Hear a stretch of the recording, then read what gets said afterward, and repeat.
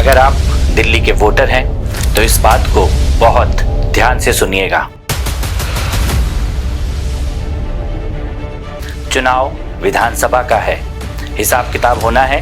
विधायकों ने क्या किया, मंत्रियों ने क्या किया, आपकी टूटी सड़कों का, गंदे पानी का, काली यमुना का, जहरीली हवा का, कच्चे कर्मचारियों के साथ हुए धोखे का, अस्पतालों में दवाई नहीं मिल रही, इस बात का, इन सब का हिसाब किताब करने का समय अब आया है।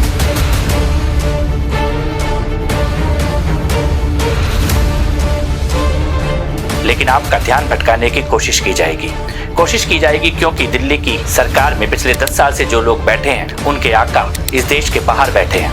कनाडा में, अमेरिका में पन्नू जैसे खालिस्तानी आतंकवादी जो खुलेआम कहते थे कि उन्होंने अरविंद केजरीवाल को, आम आदमी पार्टी को पैसा दिया है, वो इनके आका हैं। वो नक्सली लोग जिनका कभी झारखंड में, छत्तीसगढ़ में दबदबा होता था और आज उनका नेटवर्क खत्म किया जा रहा है।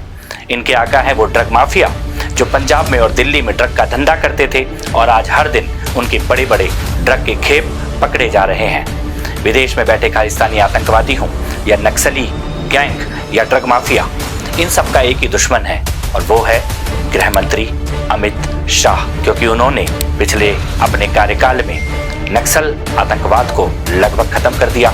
ड्रग माफिया को रोज कुचला जा रहा है और खालिस्तानी आतंकवादी तो बिलबिला रहे हैं। इसीलिए अरविंद केजरीवाल को ये कहा गया है कि पैसा तभी मिलेगा, समर्थन तभी मिलेगा जब अमित शाह को गाली दोगे। इसीलिए ना बात हो रही है टूटी सड़कों की, न गंदे पानी की, न काली यमुना की, न जहरीली हवा की, न कच्चे कर्मचारियों की, न ठप पड़ी हेल्थ सिस्टम की, न खंडर बन चुके मोहल्ला क्लिनिक की।